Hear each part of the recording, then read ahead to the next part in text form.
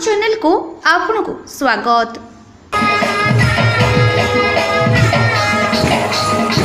बागलडिहा सरकारी उच्च प्राथमिक विद्यालय रे सुरभि कार्यक्रम भाग नेले बसंतपुर क्लस्टर विभिन्न विद्यालय छात्र छात्री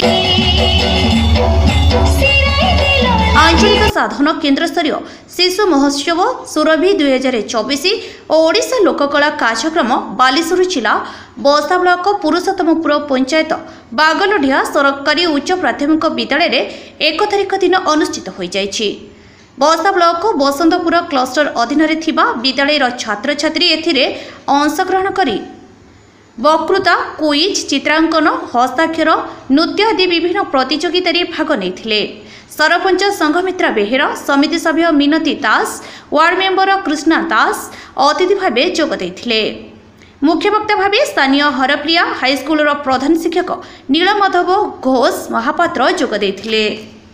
सीआरसीसी उमेश चंद्र पाढ़ी बागलडिहा सरकारी उच्च प्राथमिक विद्यालय प्रधान शिक्षक मथुरा सोरेन सहकारी शिक्षक पंचानन बेहेरा मंचासीन थिले। विद्यालय परिचालना कमिटी सभापति युधिष्ठिर दास सभारे सभापतित्व करथिले। विद्यालय परिचालना कमिटी सभ्य सुकेश नायक सभा परिचालना करथिले। सुरभि कार्यक्रम आयोजन छात्र छात्री मानक अंतर्निहित गुणावलीर विकासर माध्यम बोली अतिथि माने कहिथिले। लोकनृत्य बेस चित्ताकर्षक होइथिला। ओडिशार विभिन्न अंचलर लोकनृत्य परिवेषण होइथिला जहाँ दर्शक मानकु मनोरंजनर खोराक जोगाइथिला। स्वच्छ भारत उपरे सचेतनता धर्मी नृत्य ठारू आरंभ करी संबलपुरी डालखाई नृत्य और ओडिशार विभिन्न लोकनृत्य बेस मनछुआ होइथिला। सीआरसीसी उमेश चंद्र पाढ़ी सुरभि कार्यक्रम आयोजन संपर्क में कौन कहिथिले सुनंतु। श्री उमेश चंद्र पाढ़ी सीआरसीसी बसंतपुर क्लस्टर आम क्लस्टर 15टी विद्यालय को नहीं ए वर्षर शिशु महोत्सव सुरभि बागलडिहा यूजीपी विद्यालय अनुष्ठित होछि।